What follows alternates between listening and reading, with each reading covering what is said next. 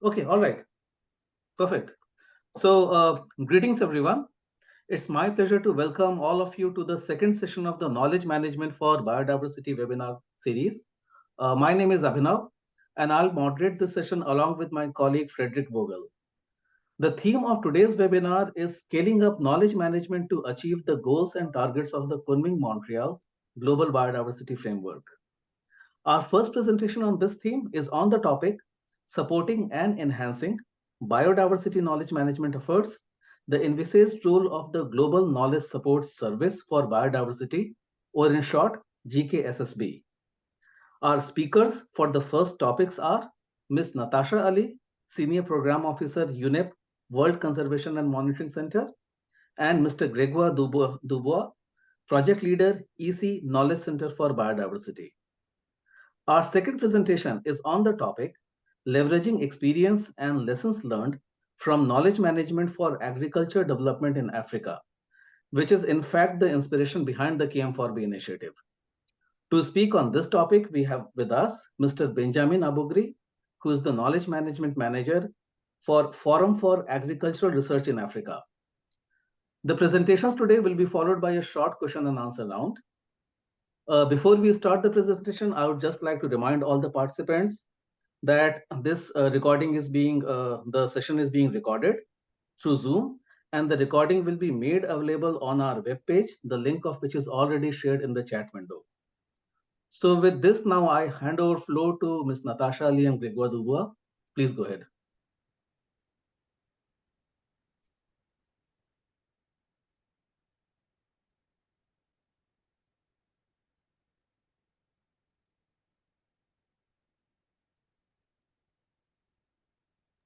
Okay, thank you. Abhinav, do you see the presentation?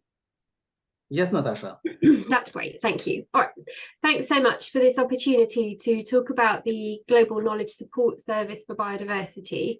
As you may know, UNEP-WCMC, in collaboration with the CBD Secretariat and the European Commission, have been undertaking a scoping study to understand the needs and opportunities of such a support service. And we started this process in 2022, where we started to talk to parties and organizations that are responsible and do share information that support the implementation of the Global Biodiversity Framework, to understand those needs in relation to the support service. So we started dialogues with countries, and then we established an informal advisory group consisting mostly of national biodiversity institutes and data organizations responsible for sharing information, knowledge and data. We then held side events at CBD COP15 in December, of course, where we again engaged with parties and a wider range of stakeholders and partners and we heard their views around the needs of such a service, and also what are some of the barriers that might be an issue for the Global Support Service. And then we had a co-design workshop in April this year, and we went into the details of what the support service might look like and what are the parts and components of it. So today I'm going to present those findings from the consultation process starting in 2022 to date. I'm going to show what proposal for a global support service might look like and how it might interact with something like the Knowledge Management for Biodiversity initiative, and indeed other initiatives that are aimed at supporting the implementation of the Kunming-Montreal Global Biodiversity Framework. So with that very long introduction, I'll outline the value proposition for the Global Support Service. The aim of this is mainly just to support parties and all stakeholders who are trying to implement and enhance the monitoring of the Kunming-Montreal Global Biodiversity Framework. We heard very strongly from parties to the CBD that what they don't want is a top-down system that would not allow an interaction at the national level. So the suggestion here is that the Global Support Service should be a federated system where participating institutions would share knowledge and insights and learning through a flexible and conclusive approach that would support national and subnational and regional users. The Knowledge Service would build and should not duplicate existing initiatives and projects and resources, and it should facilitate exchange and technology transfer between those different initiatives, and it should connect them and provide the opportunities to drive and to maintain in the longer term the mainstreaming agenda.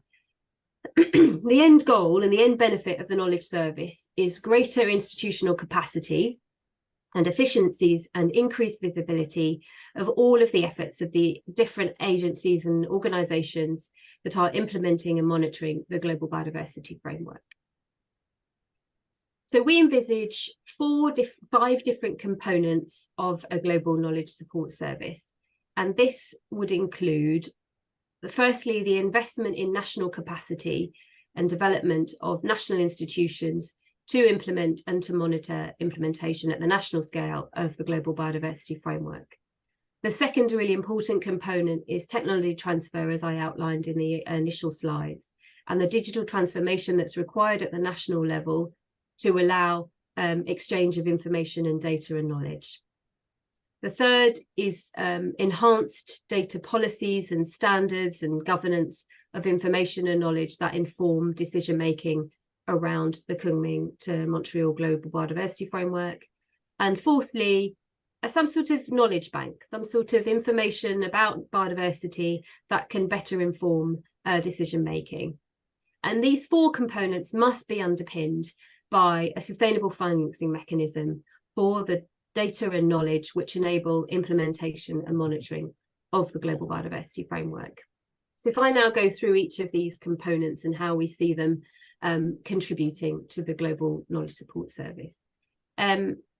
Firstly is the investment in that national capacity for data and knowledge sharing.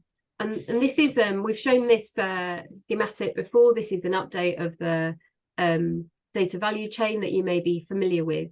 But what we think is important for a support service is that there is considerable investment at the national scale. We would envisage a sort of 80 to 25 national to global investment in capacity for biodiversity knowledge sharing. And this would involve investment in the ability to collate and curate and capture data at the national level and to validate and use global resources as required, investment in those national biodiversity information systems, and this would eventually lead, to enhanced monitoring and reporting of progress towards MBSAPs and national implementation of the Global Biodiversity Framework. The second component, as I mentioned before, is the in acceleration in tech transfer and digital transformation strategies. And this is aimed at supporting national biodiversity strategies and action plans and monitoring and reporting and, of course, implementation. This is work that we're going to engage with UNDP on. So, and at Substa 25, we're planning to share a bit more information about this particular component and the third component, which I'll explain next. But there would be, for example, a digital readiness assessment undertaken just to see at the national level what is actually required at each country, and then engagement with the relevant data providers and technology agencies to facilitate partnerships at the national level, and then peer-to-peer support on what is good practice for digital transformation. And then this third component, again, work led by UNDP here, would be on the promotion of better data policies, standards and governance mechanisms to improve the interoperability of data and knowledge to support implementation of the Global Biodiversity Framework and indeed monitoring. And here in the boxes, we've outlined some of the potential areas or themes perhaps that could be improved with advanced data standards. And again, this is work that we're hoping to present at Substa 25 on the work of the assessments being undertaken by UNDP in this regard. All of what we've described so far, this investment in national capacity, we think would lead to eventually enhanced implementation at the national level, enhanced implementation monitoring of the Global Biodiversity Framework. So the proposal here is that with improvements in data and information and knowledge systems at the national level, in improved national institutions, improved or an enhanced technology transfer, would lead to a better an enhanced network of actors that are enabled to support national implementation. And this is through perhaps improved automation and data sharing, increased efficiencies through data sharing and data accessibility, perhaps streamlined workflows, and enhanced transparency around information that supports monitoring of the global biodiversity framework. And all of this would only come through enhancement of national capacity in these areas. Then this fourth component is slightly different. And here we're proposing some sort of knowledge bank, which may streamline and increase accessibility of the information that might be generated perhaps at the national level and also at the global level. So it would be a global support service and a mechanism perhaps for coordination. And what we're proposing here is that perhaps some of the UN agencies working in partnership with the CBD Secretariat could streamline the information that's generated, streamline the flow of information that's generated through some of the existing initiatives that are going on to support implementation of the global biodiversity framework, and make it accessible at the national level. And I'll go into detail about what that might look like in a later slide. But what we're suggesting here is, for example, the work that's going on in the NBSAP Accelerator Partnership in supporting that kind of work could be made accessible through the resources that are being generated there, could be made accessible through the Global Knowledge Support Service. The way that might be organised, for example, is that at certain levels of the policy cycle, for example, from planning, implementation, monitoring, review and reporting, the resources that are generated through these different projects and initiatives could be tagged for those points in the policy cycle. So guidance on national monitoring, for example, could be made available through the Knowledge Support Service, or guidance on each of the targets of the Global Biodiversity Framework that are being generated, for example, through the GEF Early Action Support projects. Those could be made accessible through the Global Knowledge Support Service, or particular resources that are tailored for particular countries and regions around different policies and frameworks could be made more accessible and findable by different countries as required. Similarly, the resources might be tagged for a particular process, for example, in the CBD and MEA process in a cycle. So, for example, if there's a particular group going on, like the ad hoc technical expert group on indicators, information that comes out of that group might be made more accessible at the point in the policy cycle through the Global Knowledge Support Service. The idea of this knowledge bank as well would be to give greater visibility to the sorts of resources that are being generated through regional and national entities, so national biodiversity and regional biodiversity institutes. And there again, it might also, by doing this and by making information available at different stages in the policy cycle, we would be able to identify and see clearly where there are gaps in the knowledge requirements, and then flag these to potential donors.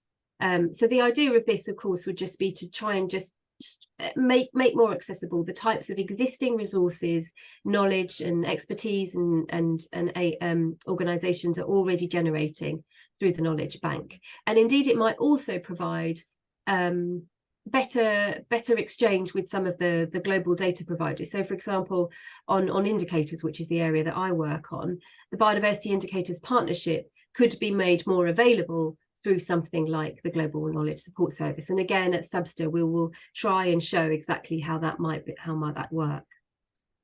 So this is just an example of the process of implementation and reporting up to 2030. So as we know now, countries are concentrating on alignment or revision perhaps of NBSAPs to the Global Biodiversity Framework, and that process may go on up until beyond COP16.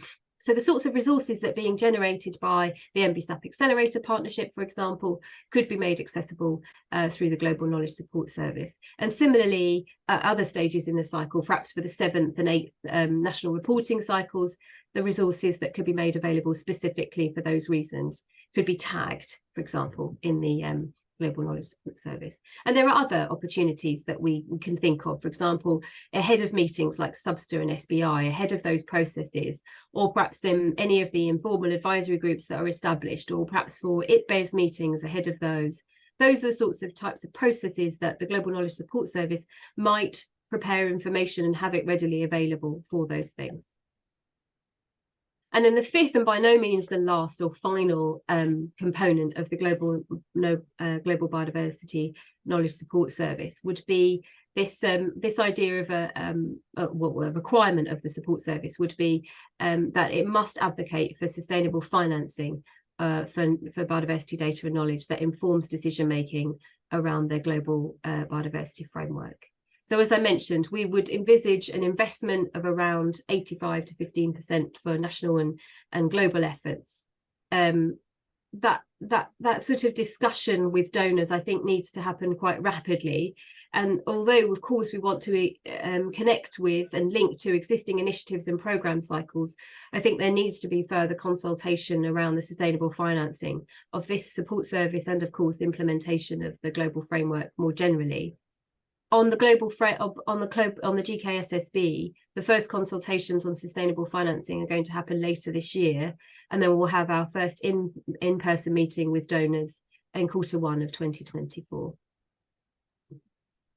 As I mentioned at the outset, we don't envision this Global Knowledge Support Service for Biodiversity to be a top-down mechanism. It needs to be a federated mechanism. We heard very clearly from parties that that's how they want this thing to work. So there would be perhaps connections between national and regional entities working at that regional level, engaging with both global and regional data partners and technology partners.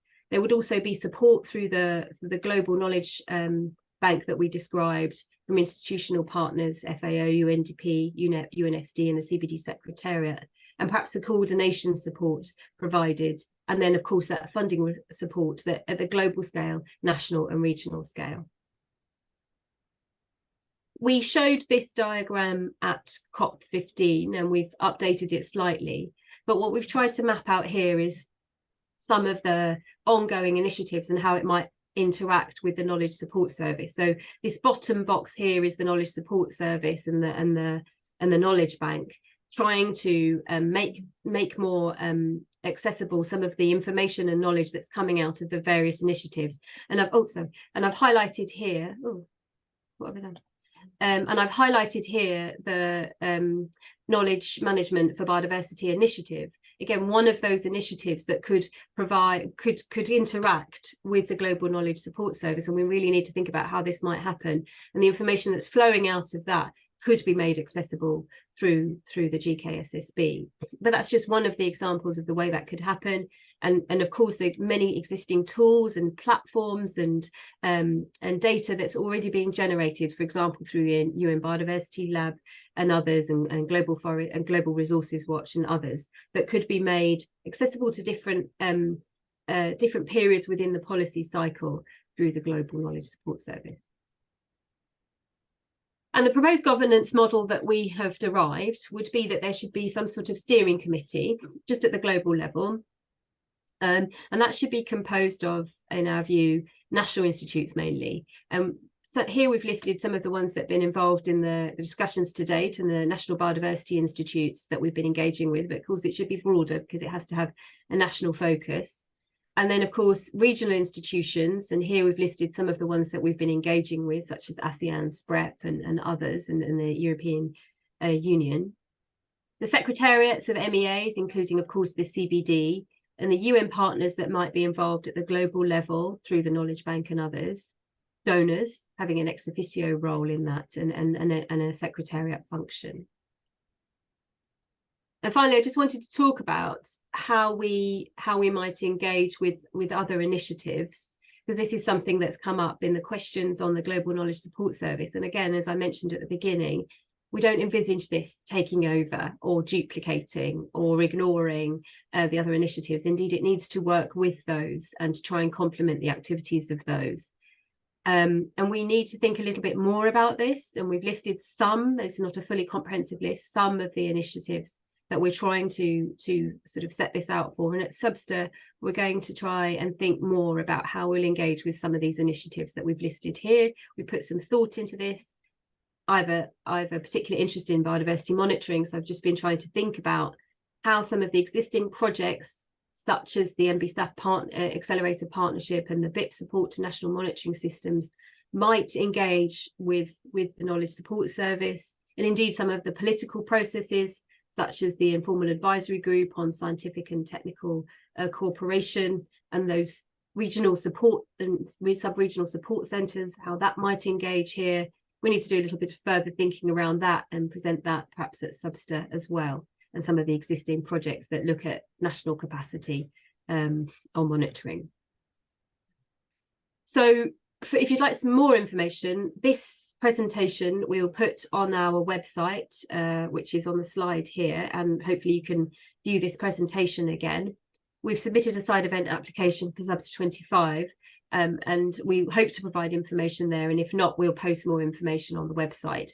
But in the interim, if you have any comments on this proposal here and you're not able to raise them in this webinar today, although we hope to hear from you, then please write to us at the email address on the slide, or you can have a look at the website and find more information there. Thanks so much.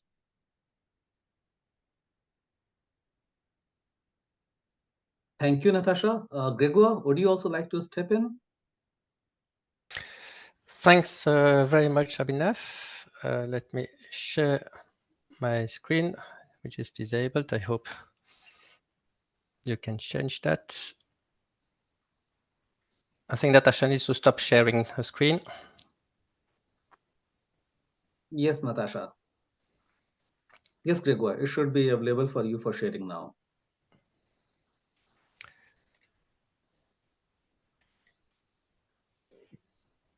So this should work, I guess. Yes, perfectly.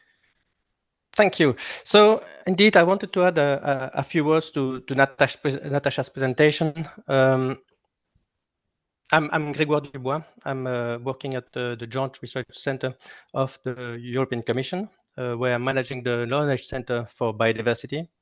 I'm also sitting as an expert in the group of the Informal Advisory Group on Technical and Scientific Cooperation of the CBD.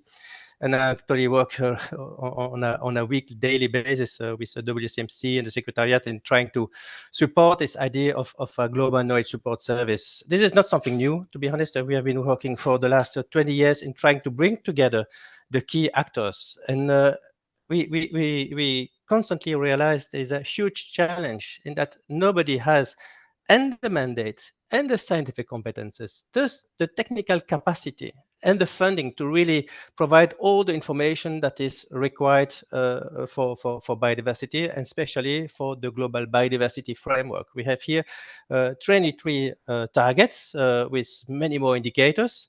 We already had challenges with the past convent with the IC targets. A few only were quantitative. Here we have something extremely ambitious where we need really to work together. It has to be a federated effort.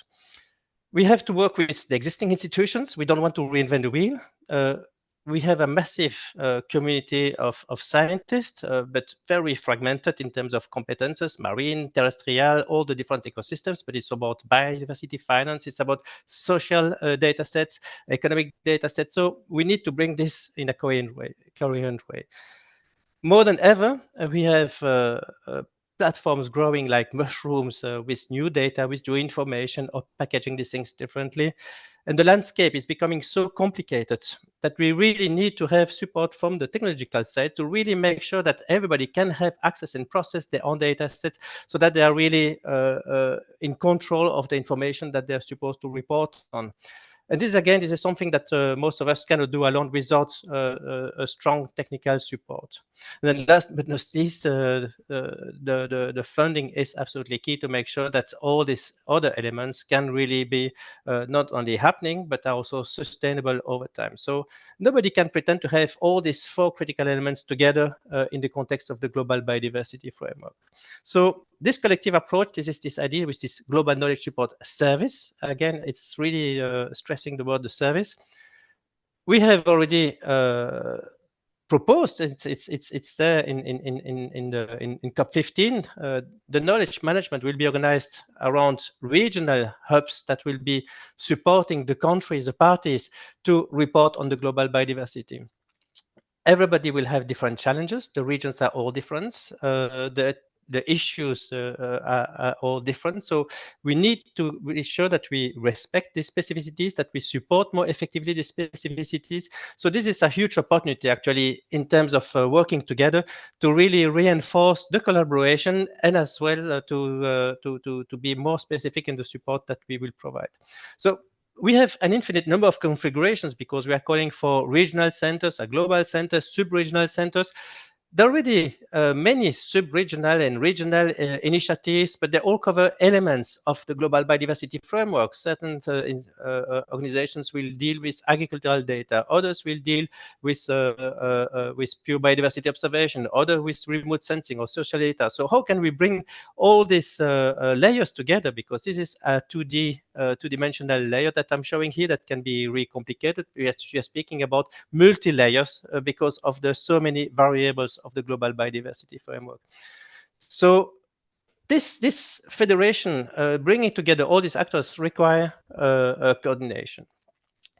Part of the support to the coordination is this informal advisory group on technical and scientific cooperation.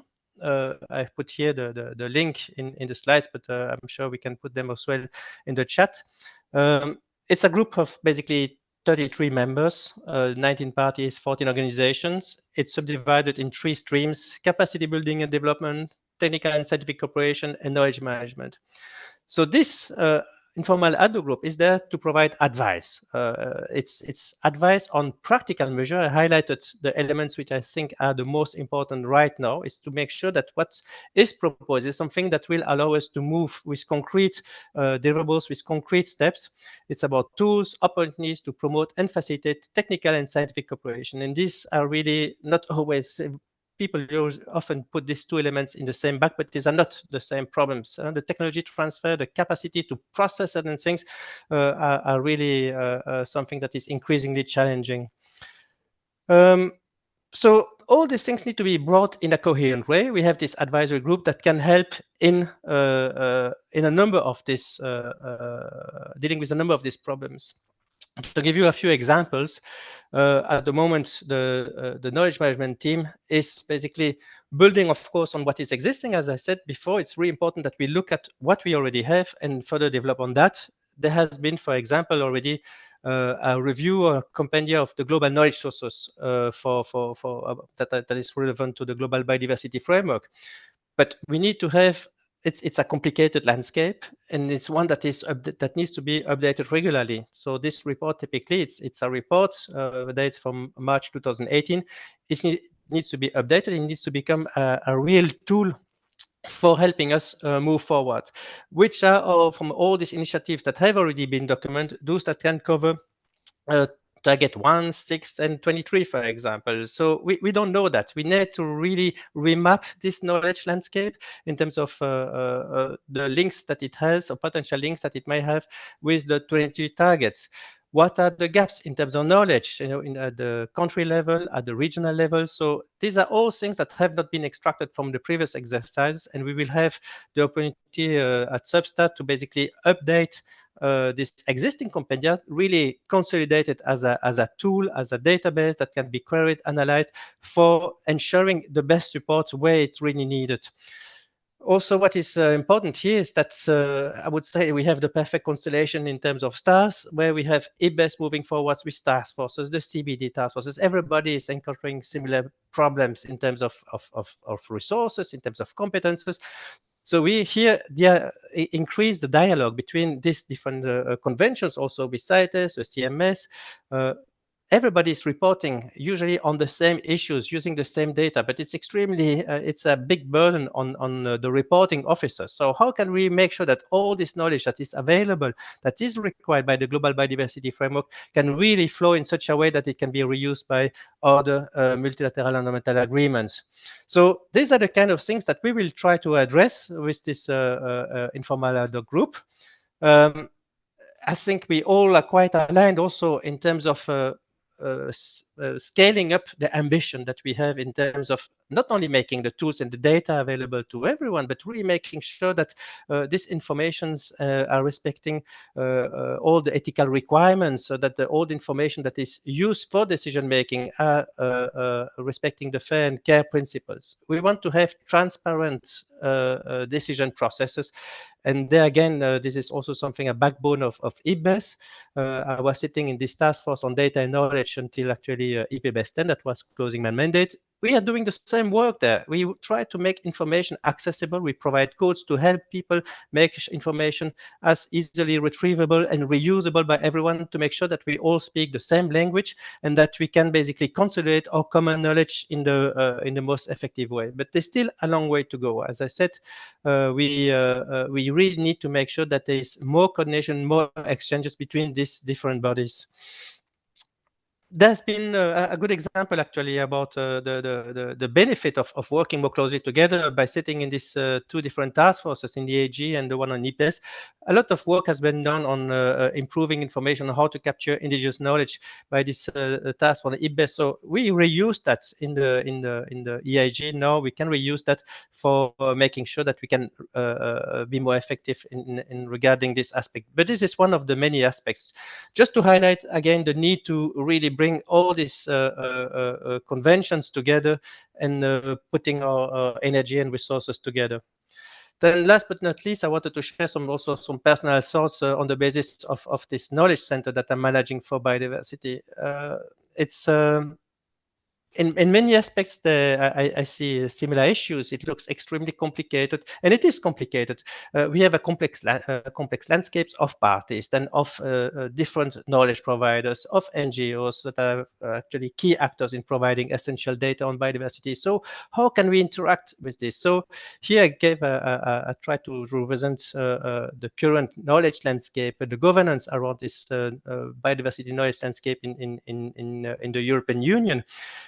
But you need only, I'm not managing a center with 400 people. We are around 10 to 15 people working on this. So with a small secretariat, actually, you can actually create all the bridges and and identify the opportunities for collaboration that many do not see. It's a facilitating mechanism. And I really see also this Global Knowledge Support Service as the one that will create the bridges between the existing platforms, because with the complexity of the knowledge landscape growing, we need also more facilitators to really help people to see the coherence in all these initiatives, and also to make sure that the new initiatives will really fully integrate and be as effective as possible in this landscape as well. It can help set prioritization. I think this is also something that is important, and where I see the Global Knowledge Support Service as something that can be key in supporting the regional centers. If all these regional centers come with the same questions, I think if it resonates more heavily, the Global Knowledge Support Service can really be the one that will echo this call for support and for certain activities, and we can certainly find also the political and the financial support to really move things. Yeah, so I'm quite optimistic about the capacity of this Global Knowledge Support Service. I really see it as a way of connecting the many neurons that are around, and it's growing fast. There are constantly new things happening. So it's really, for me, with the Global Biodiversity Framework, it's really ambitious, but it's really maybe the last opportunity to really work together. I think it's not collaborating, not working together is not an option. We have here an opportunity to work towards a common objective. It's there. It's too big for all of us, for each of us individually, but all of us, we can certainly work towards that. we need coordination. Our brain is not something that where things are happening in an uncontrolled way. We still have a brain that is functioning with a proper response to that. So we really need a small element at least to make sure that this exchanges are coordinated for the most effective support, again, to make sure that the services are more effective where they are needed. This also means that we need flexibility and filters. And I think this is an important message, because if we really focus too much on the mandate, on the governance, we will have such a rigid body that we will have constantly friction. It has to be flexible so that we really adapt. Even there will be overlaps. Inevitably, there will be overlaps between the mandate of certain research centers and competence centers and institutions. So it's going to happen, but we need really to be flexible to make sure that these things can interact with each other. And we need filters, again, because there will be so much information that we will need to be really able to digest what is really essential, what we need to focus on, to not be distracted by noise. So I think this will be a challenge for the Global Knowledge Support Service. So it doesn't have to be large, neither expensive. It can be effective. As Ming, again, we need to think in terms of a secretariat. And I think we are all very much aligned also in those that have initiated at least the discussions where we were discussing the governance in the first workshop organized by the UNEP-WCMC. Clearly, the main resources must go to building capacity. And this is where we really want it to be as effective. But again, this needs to be put in a proper framework and supported effectively to be all as effective as possible for the Global Biodiversity Framework, to support the global and the implementation of the Global Biodiversity Framework. I think that was my last slide. Yes. Thank you very much for your attention. Thank you so much, Grégoire, and thank you so much, Natasha, for your very informative presentations. I'm sure that these presentations have helped our participants to understand the role of the Informal Advisory Committee, and also to understand the value proposition of GKSSB and how it complements all the other global and regional knowledge management initiatives. With this, I would quickly like to go over to Mr. Benjamin Abugri to speak on the second topic of the day. Mr. Abugri, you have the floor, please.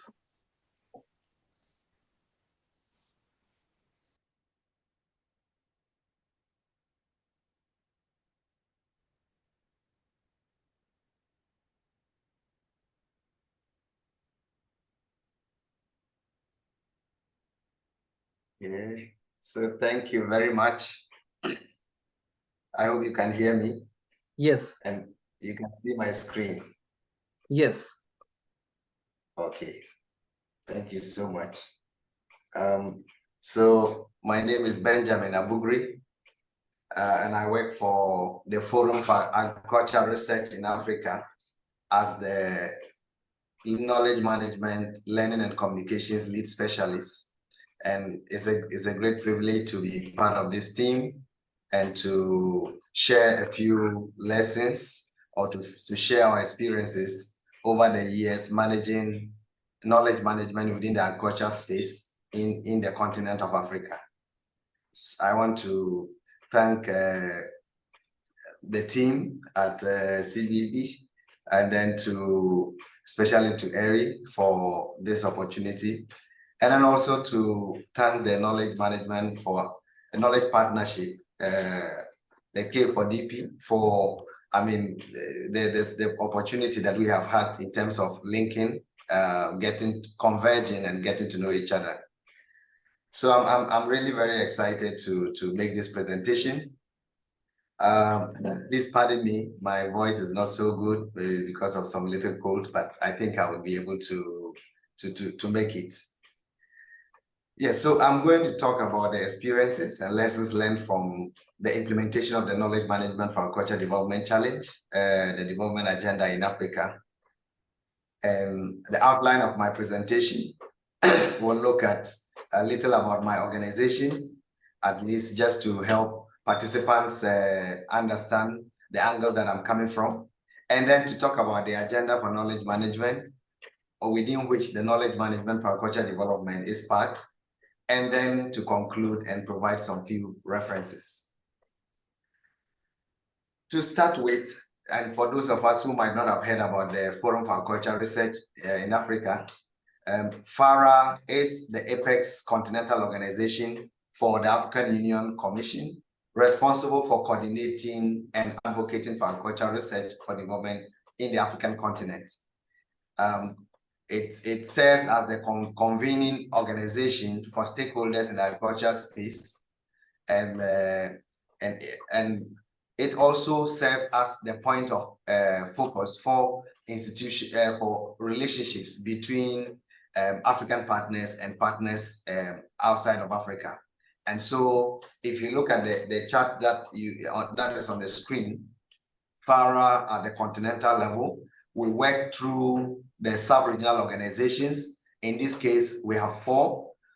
There's CORA for West and part of Central Africa, CADESA for South and part of for Southern Africa, ASARECA for East and part of Central Africa, and NASRO for the Northern Africa.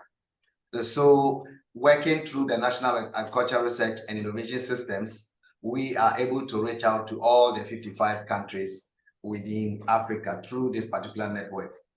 Besides this, we also work with the Africa Forum for Agriculture Advisory Services and then the Pan-African Farmers Organization, who are part of this network.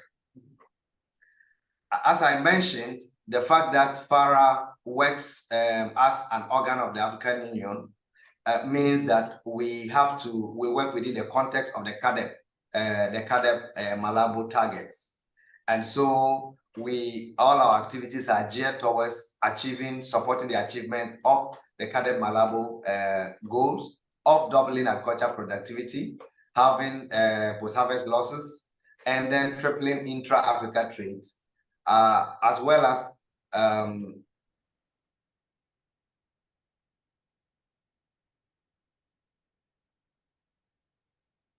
Mr. Abugri, you are with us? We just lost your voice for a second here.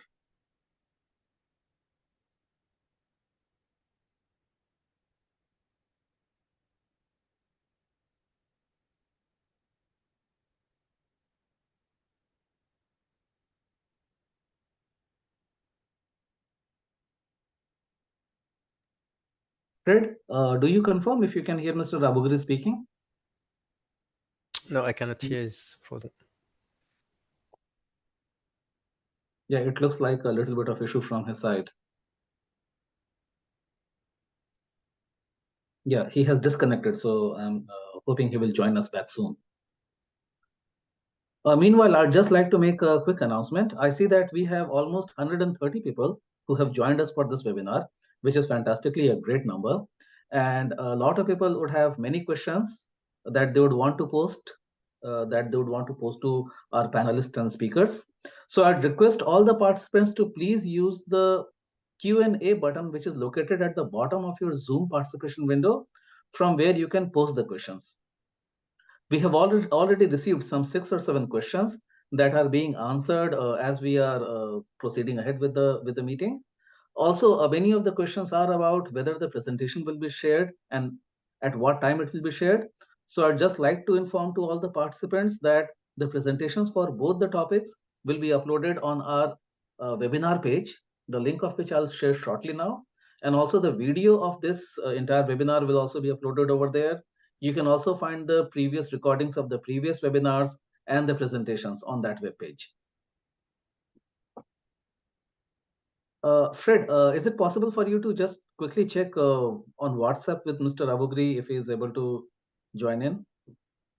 I've sent him a message.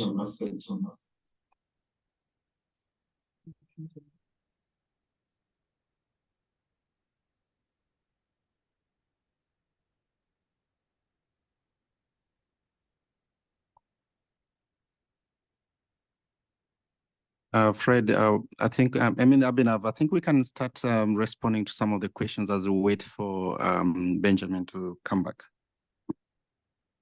Yes, Eddie. So thank you for that, Eddie. So I see that there was a question from Sonia, which has already been answered by Natasha. And unless Sonia has a follow-up question. Okay. And I see that there has been, a thumbs up given to Natasha's answer. So it looks like that the question has been answered.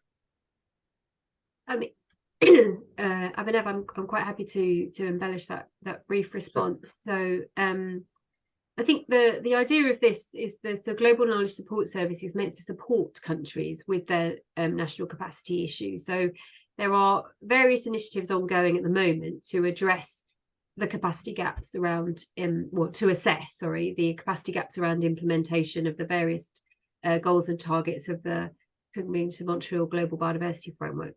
And the idea of the GKSSB is to engage with those capacity issues and to try and address them. So when those countries don't have the capacity, it's not a case of their participation needs that capacity. It's the other way around. It's we identify the capacity gaps, and then we tailor the response from the global support service. And that's why I think a regional approach is really helpful, because we might find that countries in a particular region have similar sorts of capacity issues. I don't know if that's the case, because as I say, those capacity assessments are ongoing. But if that is the case, then tailored support to particular regions could be provided through the support service.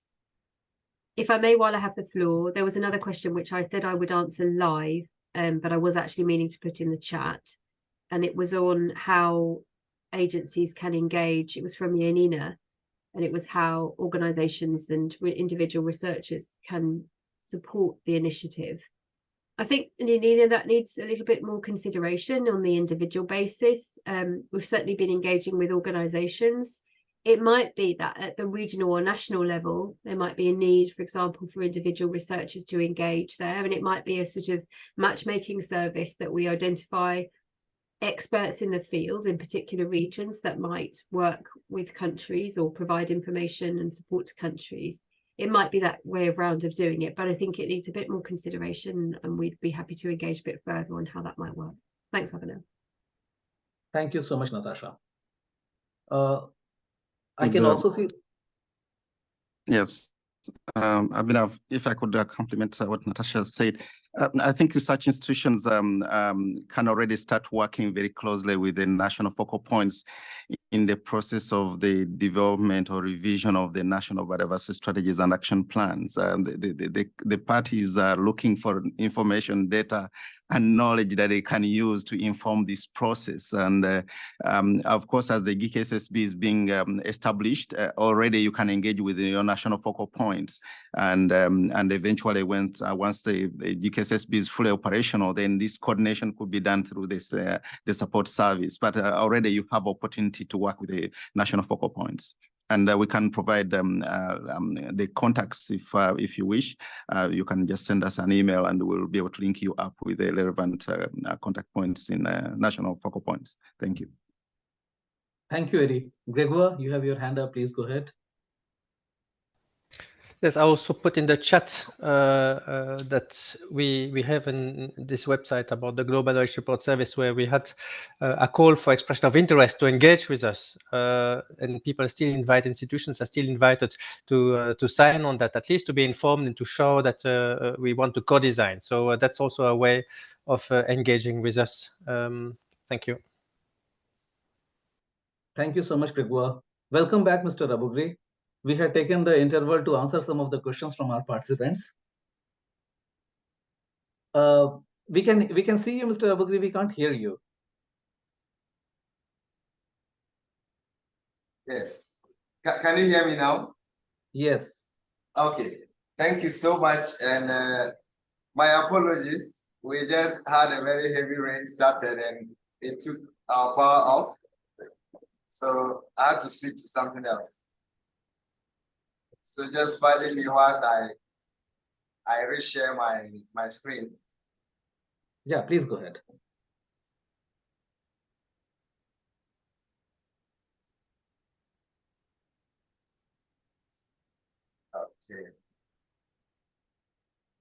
Okay. Can you see?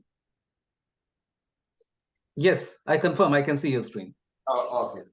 Thank you. So let me put it on the presentation mode. So sorry about this.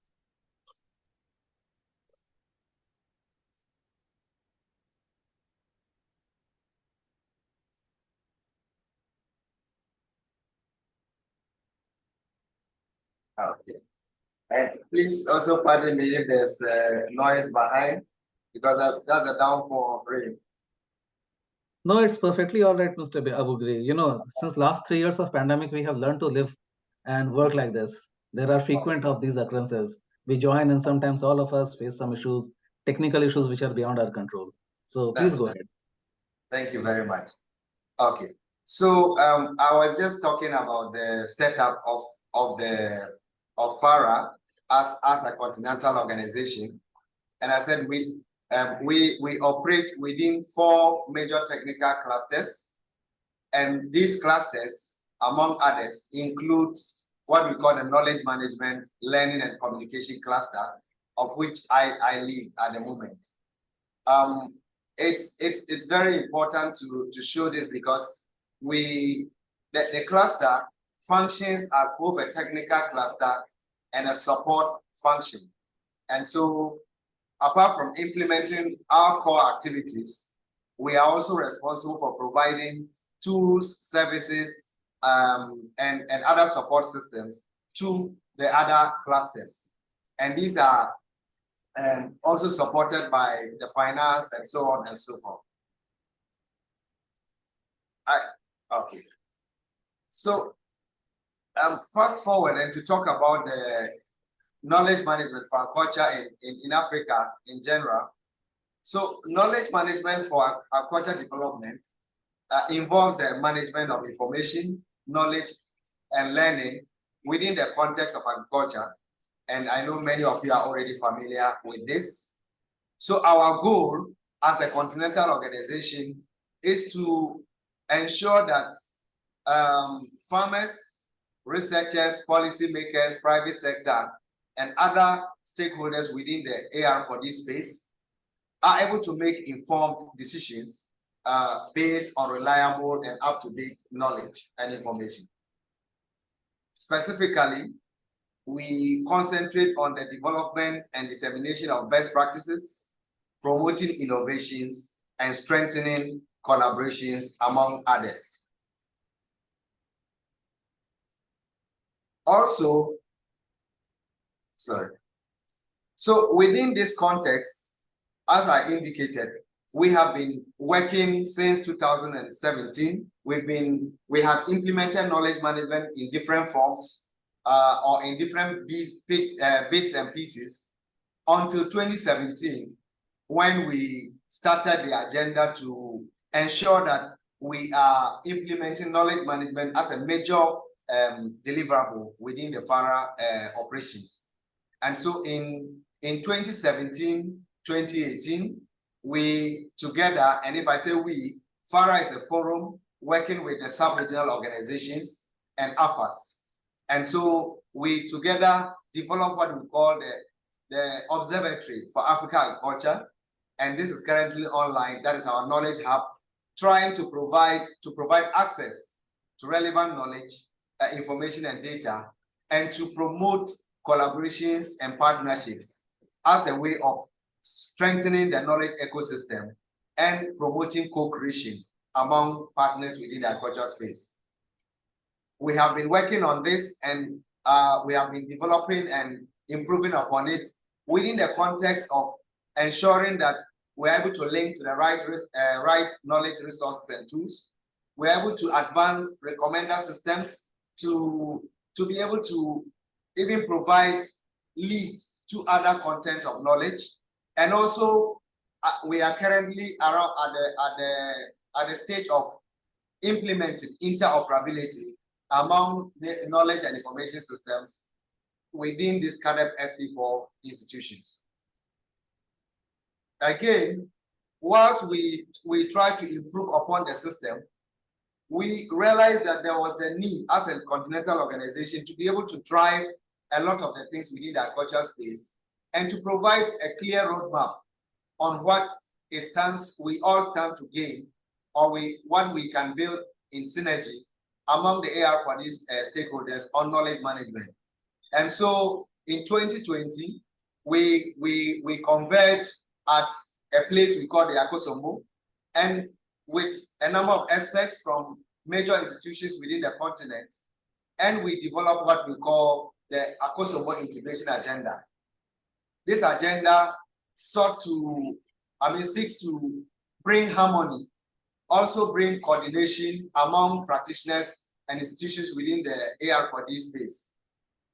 So within the Akosombo Integration Agenda, we were able to work with the Knowledge for Development partnerships to come up with a knowledge management for agriculture development framework that helps us to attain sustainable development at the organizational level, at the sectorial level, and at the global level.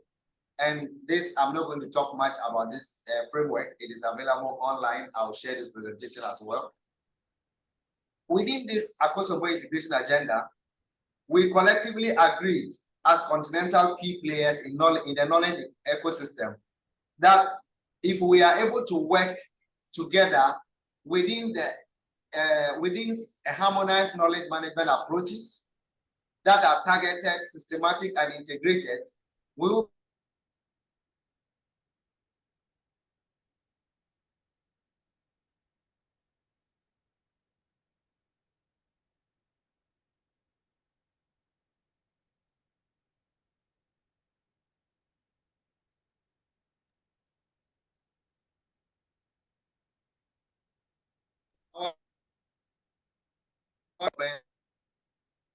and together we would be able to achieve a more strengthened knowledge ecosystem for the agricultural research for development space. As a result of that, we're able to develop what we call, or we publish what we call the data capture guidelines. And this is available. This is a guidebook for knowledge managers in AR4D in Africa. And it spells out a number of things. It provides guides as to how to capture knowledge within a number of spaces. And this is something that many institutions within the continent are working around. Now, in now implementing the Akosombo Integration Agenda, which has a number of thematic areas, as I mentioned, we, together working with experts within the knowledge management space, we developed, and in collaboration with the Knowledge for Development Partnership and their network of experts, we developed what we call the Knowledge Management for Agriculture Development Agenda, an agenda that comes in two forms: a training or capacity development, and an event to share knowledge and to learn from each other. Now, we developed this bearing in mind three major areas of attention. First, to be able to develop the right capacities, skills to help achieve the current Malabo targets, and by extension, the SDGs. We also use this as an opportunity to be able to establish the state of agricultural knowledge management practices, challenges, and solutions within Africa, focusing on the national system.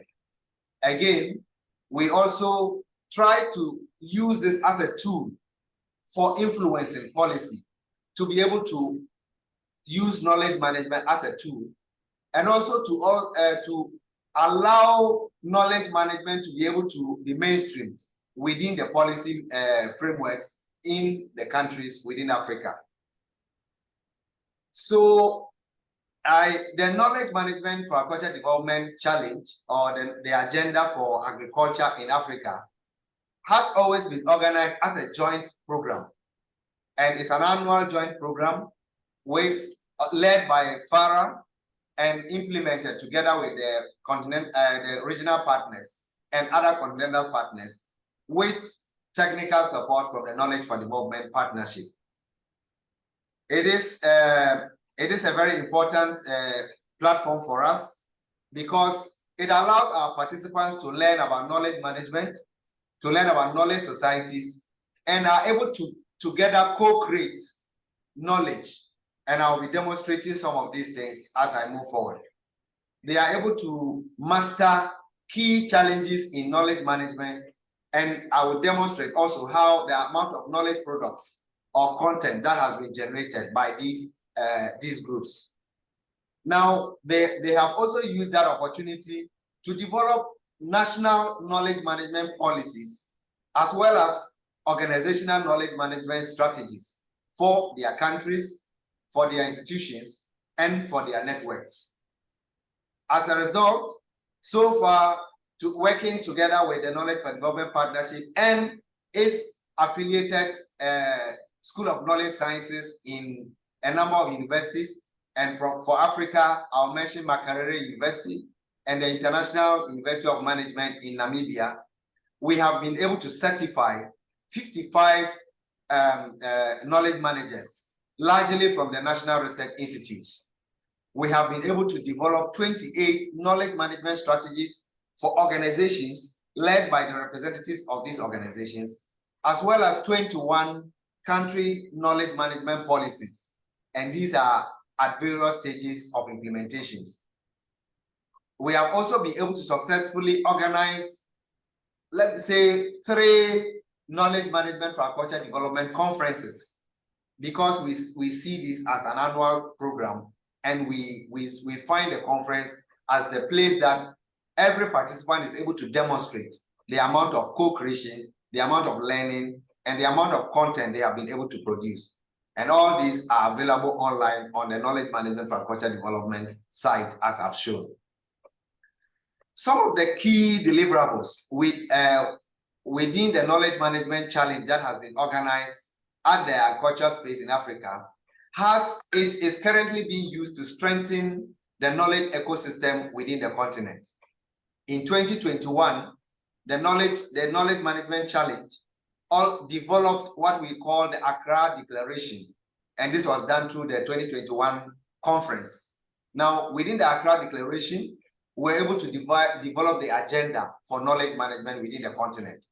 The agenda has 10 thematic areas in support of the Akosombo integration agenda. Now, these areas, over the few years, has proven to be very relevant for almost all the sectors in that practice that want to implement knowledge management, whether it is in research, academia, the typical development, and even in other areas. So these 10 areas we have also developed policy briefs, or let's say knowledge briefs, that explains, for instance, if I'm talking about number 9, and let's say fake news and quality information services, if you are going to implement a knowledge management program, or you are going to pursue a knowledge management program on fake news and quality information standards, what are the key things to look at? We have this on the knowledge briefs. Establishment of the academic centers for knowledge sciences, as maybe implementing business models and resource mobilization, implementing knowledge awareness programs. What are the things to consider in implementing this? Collectively, we were able to develop these clear roadmaps that helps us in applying these things. And this is also online and available for your access. As I mentioned, we have knowledge briefs that addresses almost all these areas that I've mentioned, and they are all online and accessible on the FARA library. Within the context of the 2022 Knowledge Management Challenge and Conference, we also successfully developed what we tried to review the work that was done by the 2021 group. However, we proceeded to develop a knowledge management partnership framework for agricultural research for development in Africa. Now, this became necessary because in the 2022 Knowledge Management Challenge, we had moved forward to now talk about, we had moved forward to talk about a number of partnerships. And we had the CGIR joining us with almost all their knowledge, their centers. We had the African Union Commission also joining us in the Knowledge Challenge. And so it became a bigger platform. And therefore, there became a need for us to be able to develop a partnership framework that enables us to achieve the sustainable knowledge management within the continent. Now, as I mentioned earlier, we have been able to certify 28 participants from the national research systems We have been able to certify 3 from the regional institutions like the sub-regional organizations. At the continental level, we have been able to certify 4 knowledge managers. And within the youth network, where Farah works with the network we call the Young Professionals for Agriculture Development, YPAD, we have been able to certify the 8 of them, the CG centers 7 and others. I also want to mention that we have worked with GIFA, the Global Forum for Agricultural Research. We have also worked with GIFA within this context. And so some of the participants here were sponsored by GIFA, some by the African Union Commission, some by the CGR, among others. This certified knowledge managers are now within a community of practice that we call the Knowledge Management for Agriculture Development Fellows. Now, these are fellows because they are occupying various positions, knowledge management roles within their institutions, and they have been certified.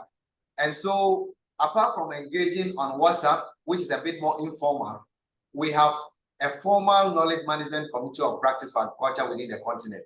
And for us, this is a very important platform because almost all the time they are engaging.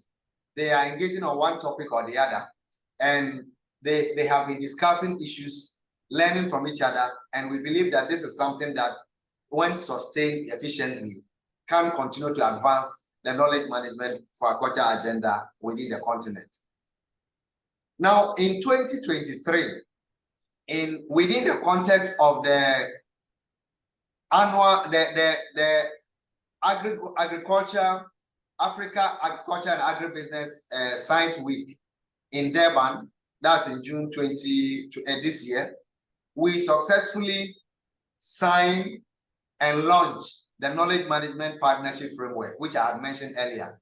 And so this also has now set a more improved agenda where the CADEP SP4 institutions, the CGR, the African Union Commission, with support from the European Commission and IFAD, have all agreed to continue to implement the knowledge management for agriculture development as a major model for advancing the knowledge ecosystem within the agriculture space in Africa. And so at the moment, we are working, we have started preparing for the 2023-2024 edition of the Knowledge Management for Agriculture Development Challenge, and then the conference. That will also bring on board new people, that will certify new people and introduce them into the system to continue the agenda.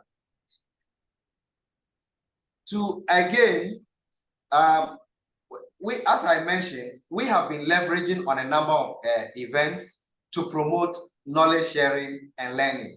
And as I mentioned earlier that Farah has the mandate to convene, we have taken advantage of the convening power to ensure that most of the events that are happening within the continent, we are able to leverage and advance the course of knowledge management within the continent. Apart from the science agenda I mentioned, the Science Week I mentioned, we also have the annual knowledge management conference. And this is something that happened in September last year. We had the next version within the context of the Africa Agribusiness and Science Week this year. And we are looking forward to the next year edition. And this is an opportunity to even collaborate more with partners both within Africa and outside Africa. We are working towards using the upcoming Africa-wide Agriculture Extension Week in Abuja in November to continue to advocate and advance the knowledge ecosystem, among others. Now, to conclude, I have put my conclusion into a number of thematic areas. First, I want to lessons from the country rollout of the knowledge management for agricultural development. I mentioned earlier that countries have already developed, a number of countries have developed their knowledge management policies and knowledge management strategies. What is now needed is to be able to mainstream this within the space. And so for a number of countries, they have started the process for mainstreaming their knowledge management strategies and policies within the national agenda. I can mention of Ghana, I can mention of Namibia, Tanzania, I can mention of Mozambique, and a few others. And we believe that this is something that will continue. We also know a number of countries are implementing the knowledge partnerships. That is the National Knowledge Management Committee of Practice. And this is something that we can all leverage on in the implementing issues, either in the biodiversity, in agriculture, in water. This is something that is very important for us. Now, some countries have also advanced and committed to training their stakeholders, the partnership, on the Malabo reporting and the biennial review processes. Aside that, the implementation of the knowledge management for agriculture framework that I mentioned, the 10 thematic areas, some countries have initiated the processes. And all these things are things that we can even discuss or we can give more information about that can also support the agenda for biodiversity. So we think some of the lessons from the countries are very refreshing. Some of the key issues are also how to ensure that, because knowledge management is a new concept, how do we ensure that leaders are understanding the value add of knowledge management? And so we believe that the strategies and the policies are the first step, and the ability to mainstream this within the countries is the next step. And we think using this process will help us to achieve greater success. Again, in terms of partnerships, we have also been able to adopt the KM4B model within our projects. For instance, we have a project on sustainable lands management that is going to implement the knowledge management for agriculture development agenda in 2024, and we are looking forward to that. We also have just had 2 projects awarded by the European Commission on 2 different agendas, and the KM4B is mainstream within these projects. So it is something that I saw in one of the presentations. There was a JRC. We have JRC in one of the projects, and so the agenda is actually something that the mainstreaming within projects is becoming easy because of the fact that it is easy to co-create knowledge using the agenda. We also are very much interested in advancing both continental partnerships, not just with the CGR, not just with the African Union Commission, but also how do we import some of these lessons within the global space. And so we are open to more partnerships, even beyond the African continent, replicating some of the things that has been done within other continents, and then that convergence within the global space. As we are talking about CADEP, everybody in the world is also talking about the SDGs, and so this, I believe, even sits very well within that. We also see strategic relationships as very key opportunity within the partnerships, and so creating strategic relationships, especially with universities that are willing to offer knowledge management courses. And in this case, we already have that relationship with the School of Knowledge Sciences within the knowledge centers in some of the universities. And we believe, and they already have accepted the knowledge management for agriculture agenda fellows as or the certificate as a certificate that can allow practitioners to be enrolled into some of their programs. Some programs have already started in Makerere University and in Namibia at the International University of Management. And that is one of the things that we believe will continue. The relationship within the academia is very, very important. Again, using our mandate within the continent as FARA and the network, we believe that any partnership will be very strategic, because we also draw in the farmer network, we draw in the extension network, and we draw in the partnership within the innovation system space at the country level to be able to advance this. We strongly believe that if this mandate of the continental, the sub-regional, the national are strengthened, the knowledge ecosystem will definitely also be sustained. again, maybe just to not to talk about, not to say there are more of challenges, but in the knowledge management space, we learn to know that challenges are more of lessons. And the lessons, lessons can come from good or from bad. So most of the things I'm saying are also, we have challenges, but we see them more as lessons that will help us to be able to achieve more. Now, one of the key lessons that we have learned is that strengthening the knowledge ecosystem requires partnerships and more capacities. Now, the reason is there's still a lot of gap in understanding the concept of knowledge management as a key function.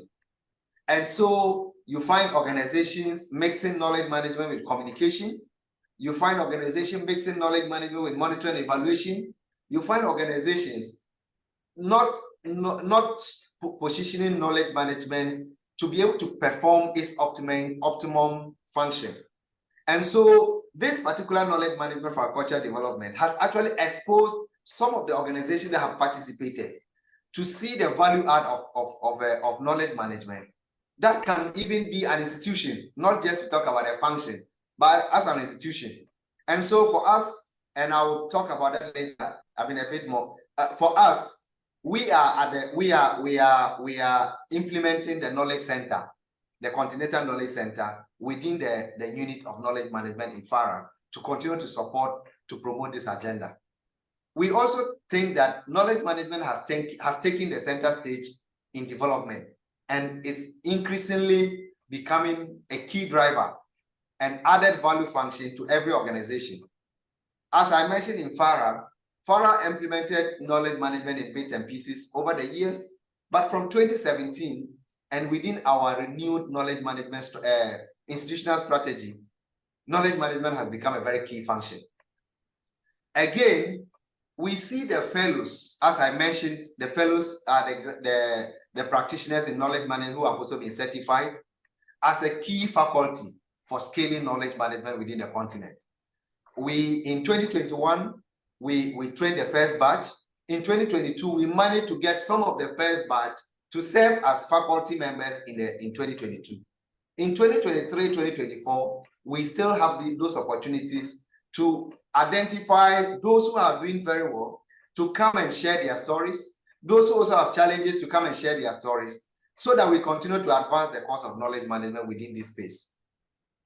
In terms of sustainability, we know one of the key issues is more of funding, but we also think that as institutions that are a bit more permanent, the establishment of the knowledge centers with clear linkage to the academia will help us not just mobilize resources, but also strengthen the capacities at every level, and the implementation of knowledge management will be coordinated within the framework that I've just spoken about. And finally, there are a number of opportunities that I see that we can always advance together. And if I say together, I'm talking about agriculture, biodiversity, water, environment. These are functions that cannot move and leave each other. We must always move together. And so with the high level of acceptance of the knowledge management agenda, we believe that it is an opportunity for us to even collaborate a bit more strongly to advance the cause of knowledge management within the continent. There's already the knowledge management for change in the advocacy institutions led by Caritas. There's knowledge management for water led by the Africa, AMCAO is the Africa Ministers Network on Water. And then now we are having the knowledge management for biodiversity. Even though you have been doing knowledge management for years, we think that this is one of the key models to bring us all together in a very strategic manner. Again, we think that the relationship that we have within the continent, formal relationship with the African Union Commission, the CGR, and the CADEP SP4 institution will propel greater uptake and scaling of this innovation. The practicality and value out of knowledge management cannot be questioned. And many organizations that have committed to knowledge management can attest to this. And this also brings an added value. The Knowledge Management Center, the establishment of the Knowledge Management Center to promote research in knowledge management is very important. And we think that this is something we can advance together. And the positioning of the strategic positioning globally of knowledge management for agriculture development, working in collaboration with the Knowledge for Development Partnership with key faculty members from so many recognized institutions, also adds credibility to the agenda. And finally, collaboration with sectors, just as I mentioned, is something that we believe that it will advance the cause of knowledge management. And we are open to discussions, we are open to collaboration, and we are open to promoting this agenda within the space of biodiversity and even beyond. All that I've said is available online and is accessible through these links that I've provided. Thank you very much for your time, and I appreciate it so much. Thank you, and over to you, moderator. Thank you, Mr. Abugri, for sharing your very practical insights and experiences from a very similar, and I should say a very parallel initiative. And I think that the success of knowledge management for agricultural development in Africa kind of demonstrates that the concepts like learning, sharing, collaboration, they are not just buzzwords. In fact, they are very powerful and directional actions that can deliver transformative results when implemented through a well-designed and sustainable framework. So with this, once again, the floor is open to participants for their question and answers. And we can already see that there are questions which are posted, and for some of them, our panelists have already expressed their interest to answer. So I'll open the floor to all of you, to the panelists as well. You can go through the questions and you can pick up the questions that you would like to answer.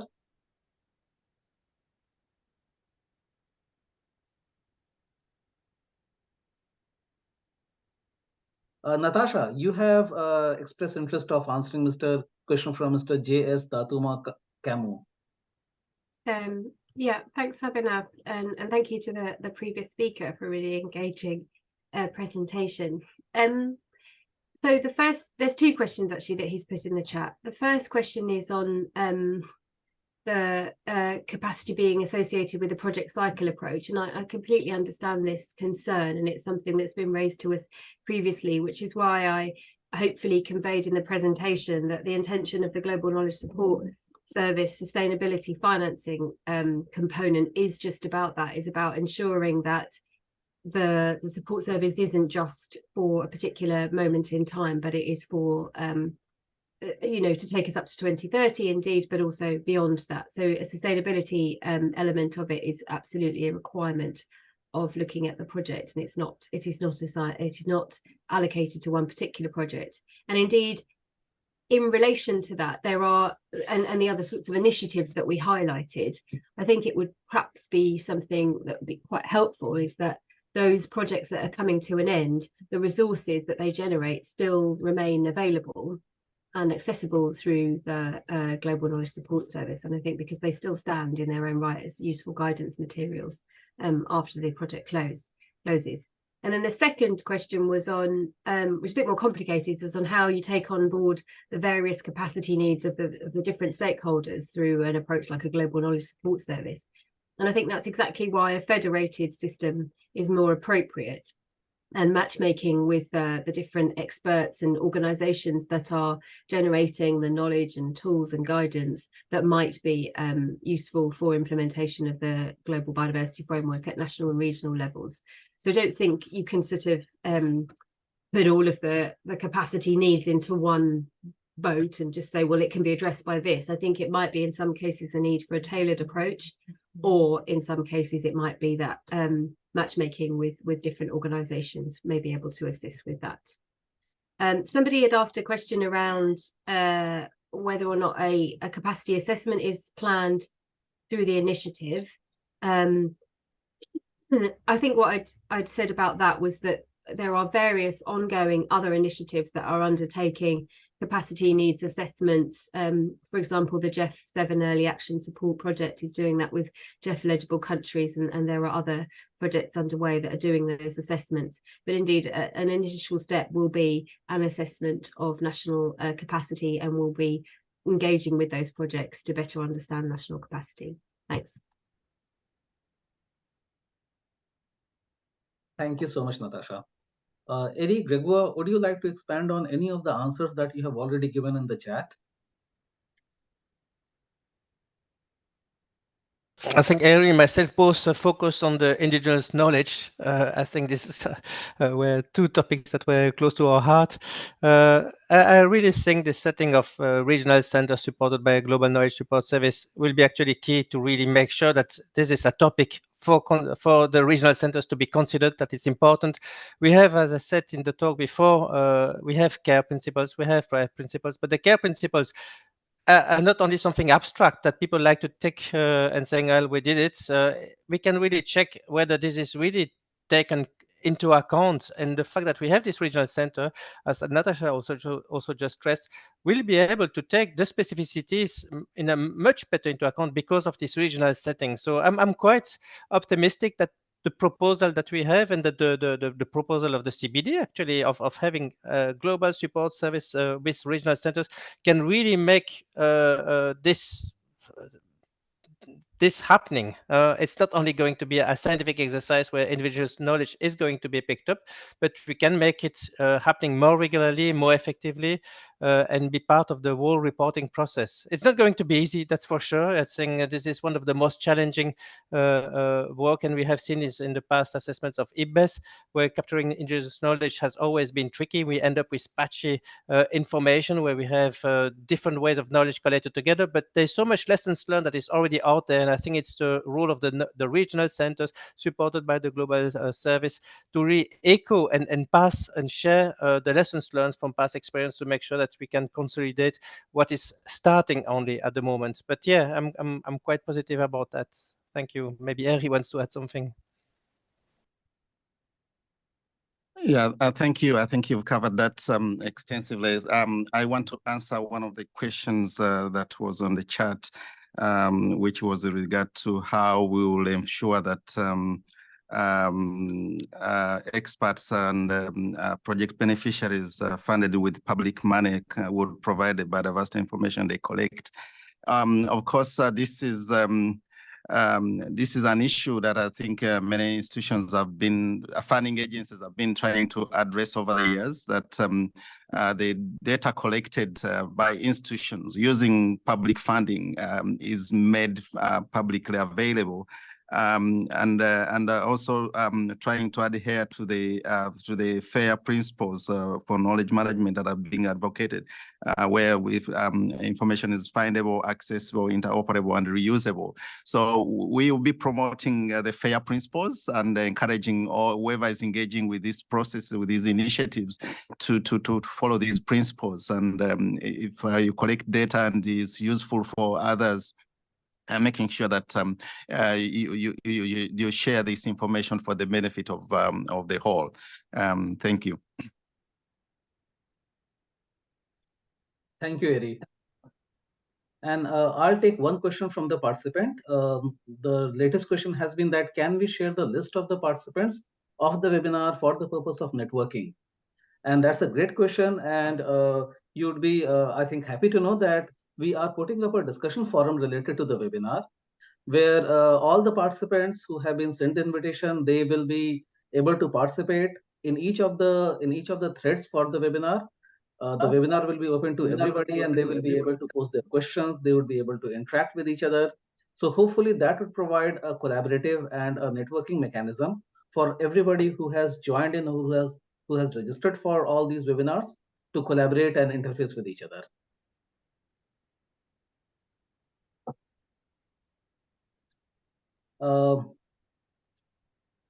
I don't see any unanswered question except one. The question was posted actually at 8:46 a.m. and this is from Mr. Brahmim Hadan. I think the question is directed towards Mr. Benjamin Abugri, if I read it right. The question is, what's about the agriculture in the oasis hotspots in the deserts of Sahara? Okay.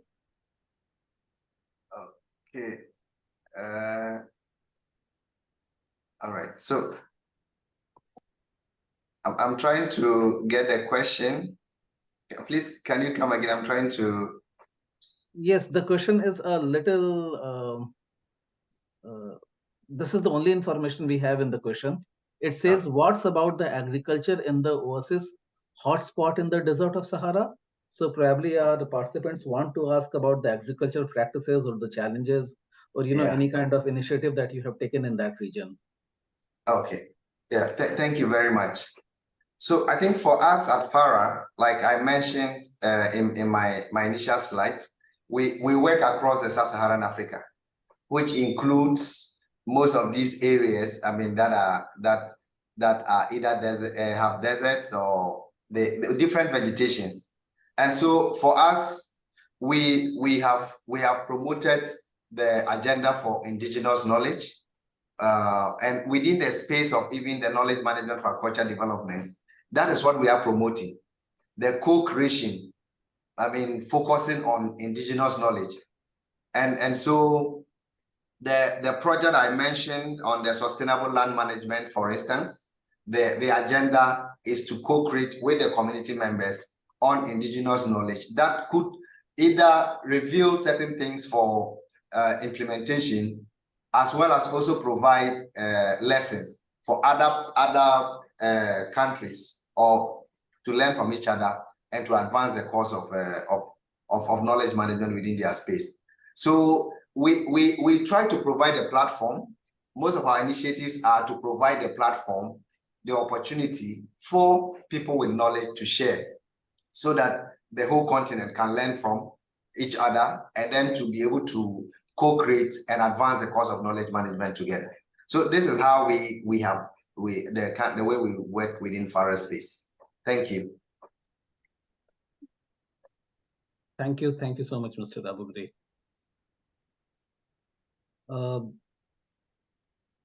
Eddie, I think this is a question from, and I know that we are almost, we have already reached the time limit of 90 minutes. So maybe we will take one more question and then we can close this meeting. Eddie, there's a last question from Rasim Abdul Rahim. Would you like to answer that?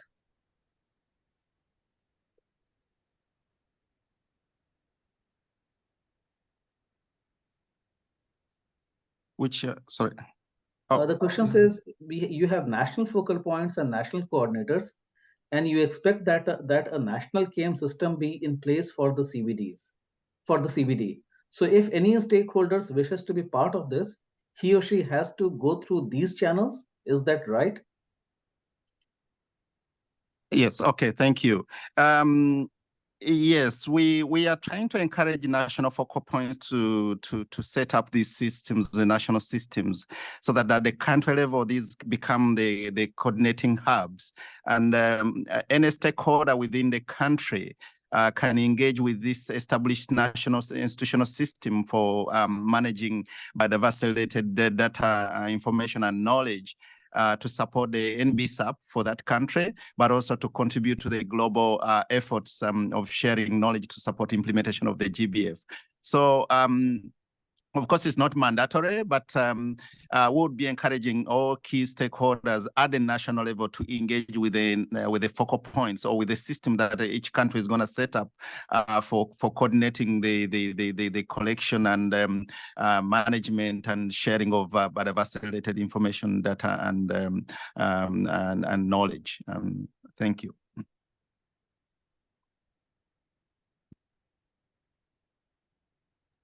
Thank you so much, Eddie. So, Grégoire, Natasha, do you have any other intervention, or Benjamin? All right. I think I have maybe just a quick intervention, and especially with the mention of the national the focal points. From the experience we have had, I think it's a very important component in the agenda for knowledge management, especially at the country level. Strategically having focal points that are within the system, who are paid by government, but their function include the things that they are supposed to provide. Once you build their capacities in the use of tools and systems, and even understand the concepts of knowledge management, it actually helps them to improve on how they work. It also helps them to strengthen their networking, because at the moment, for instance, in the knowledge management community of practice, almost all the time, we see people posting questions. I want to do ABCD in my country. How does anybody have any experience? Then before you realize, people are typing and giving suggestions as to how they have done it. Like somebody posted that knowledge cannot be managed. Actually, the knowledge cannot be managed. It's not, the management is not for the user, it's for the knowledge manager to be able to do the management so that the sharing can reach out to other people in a very strategic way. So for us, we think that the National Focal Point Agenda is very important, but their capacity is also very important to be able to understand the basic concepts of knowledge management and to be able to use basic knowledge management tools and services to advance the work that they do. So this is something that I think is very important.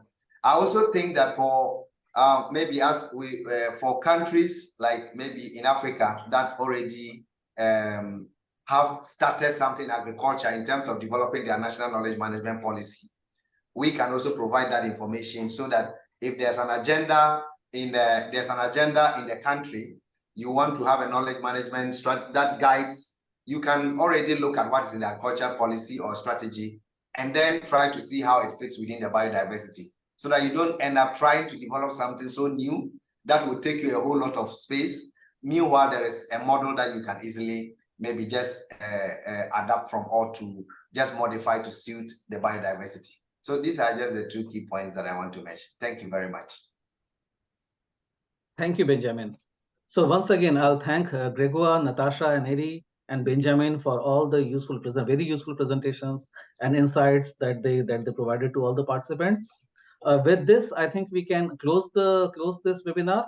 Just with a reminder to all the participants that on 19th September, we have the 3rd webinar of the series, which is scaling up knowledge management to achieve the goal and targets of the GBF. This is the part 2 of this webinar, which will focus on the regional initiatives. So thank you once again to everybody for joining in, for your questions and participation. Have a good day and a good week ahead. Bye-bye. Thank you.